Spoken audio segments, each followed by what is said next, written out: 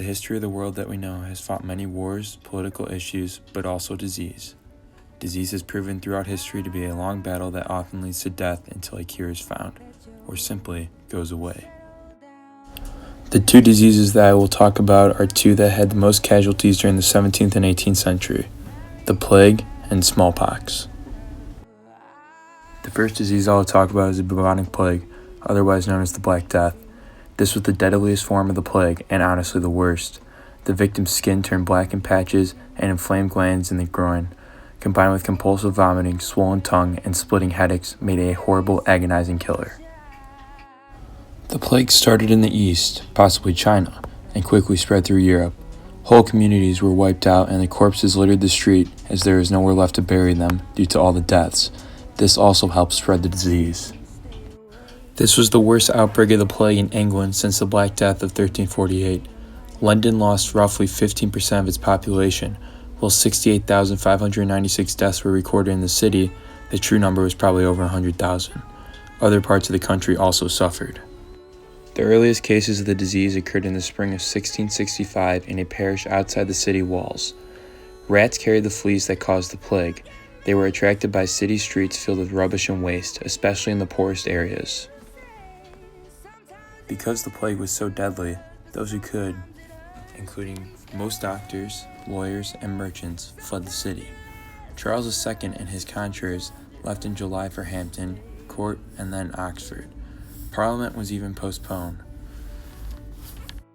The doctors that did stay made a notorious look with the long beak masks. It was believed that holding a posy of flowers to the nose kept the plague away, and in this mask, the flowers were stuffed all the way in the end, giving a sweet smell instead of breathing in the plague, which would cause you to have it. The Lord Mayor and aldermen remained to enforce the king's orders to try and stop the spread of the disease. The poorest people remained in London with the rats and those people who had the plague. Watchmen locked and kept guard over infected houses, parish officials provided food, and searchers looked for dead bodies and took them at night to the plague pits for burial. An example of them taking the bodies is pictured above. Because the plague was so bad in London and other towns, all trade with London and the other plague towns was stopped. The Council of Scotland declared that the border with England would be closed. There would be no fairs or trade with other countries. This meant that many people lost their jobs, and this would further add on to the devastation of the plague in England. The next disease I'll talk about is smallpox. Smallpox has a long history and has killed many, many people. The smallpox disease extends into prehistory. The disease likely emerged in human populations about 10,000 BC.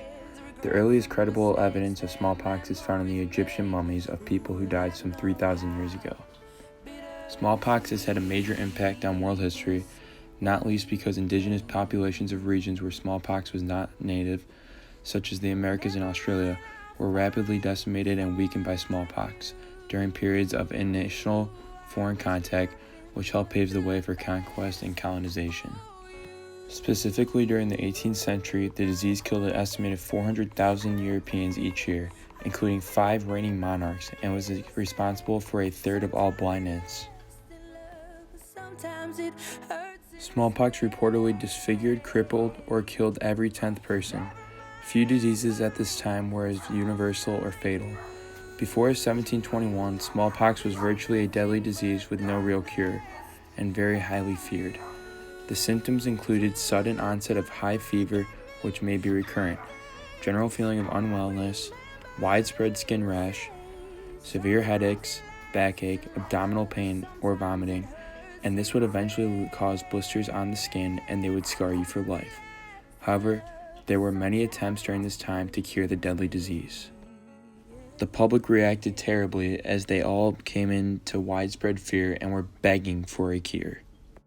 Finally, in 1796, the public's prayers would be answered.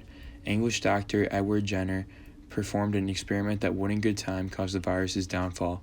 By inserting pus from a milkmaid with cowpox, a disease closely related to smallpox, into the arms of a healthy 8-year-old boy, and then checking him, and he had no effect. Jenner was able to conclude that a person could be protected from smallpox without having to be directly exposed to it. This was the world's first successful vaccine. Smallpox cases declined after this vaccine was discovered. but the vaccine did have some bad effects on people that had it and caused them to die from it. That concludes my project on the diseases of the 17th and 18th century. Thank you very much.